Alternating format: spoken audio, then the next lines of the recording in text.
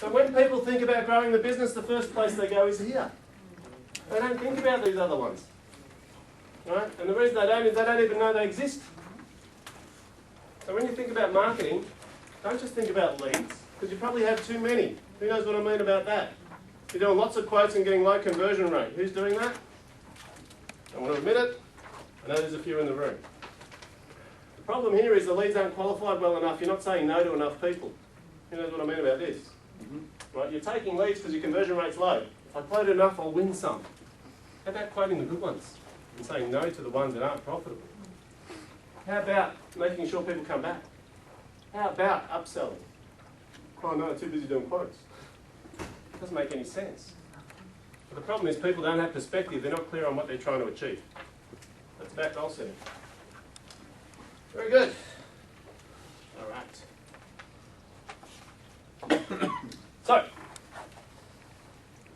just a little bit more on marketing, just a couple of stories, right? This guy here, Stav, he runs a live and sound company. Who's tried Facebook marketing for their business? Who's been very successful with it? This guy made $70,000 in a weekend on Facebook. Because I was sceptical, I thought social media doesn't, you just put lots of stuff on there, people tell you what they're doing right now. But his target market lent itself to it, what they did.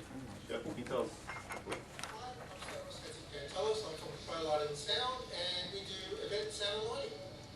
Taking some of the marketing strategies that we've been discussing. One event, I think, profit of $70,000, did very well, and that was all from discussing ways of using the social media like Facebook to actually market a business or an idea, and that worked really well. If you're starting a business, it's the best way to start. If I don't, everything I've been learning in the last 2 or 3 months, 20 years ago, I'd probably retire now. He doesn't tell you. What he does events, right? But who's got teenage kids in this room? They've probably been to one of his events. He does those multi-band events, those rock days and, I don't even know what they're called. All I know is that they go to these things. So they use Facebook because that's their target market. Target market is kids. They advertise the thing on Facebook and they got thousands of kids to go to this weekend rock concert. So it worked for him. Now, the answer with marketing is simple. You shouldn't be choosing which marketing strategy unless you understand who your target market is first. Because people say, oh, does the local paper work? Well, it depends on what you're selling and who you're selling to. Does Yellow Pages work? Well, it depends on who you're selling to as well. Because the older generation still use it. So the answer isn't which media should I use, the answer is who am I selling to and where are they? This guy here ran a cabinet making company. We spent $1,200 on a marketing campaign. Really simple. What we did is exactly this one. Remember we talked about numbers of transactions? So this guy Dave, what he used to do, he does kitchens. How many kitchens do you buy in a lifetime? Two. 3 or 4. 3 or 4. So what we worked out, his number of transactions wasn't even one a year, it was one every 7 years from his good clients. So we had a problem with transactions. How do you get people to buy more kitchens? Go to builders. Sounds obvious, right? So all we did is we said, hang on, the people who are buying kitchens once every 7 years, you can't get them to buy again.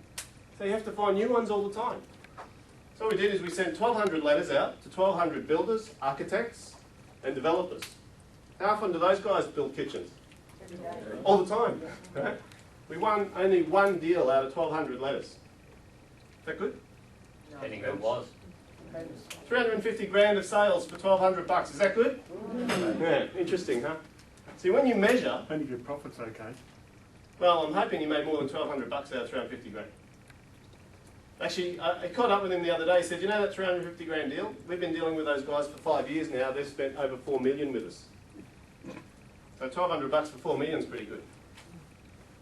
So think about that. The only way we worked this out was testing and measuring. Because if you looked at it from the outside and you say only one person responded to the letters, that's not very good for $1,200. But if we look at the acquisition cost and the lifetime value, all of a sudden it's a bargain.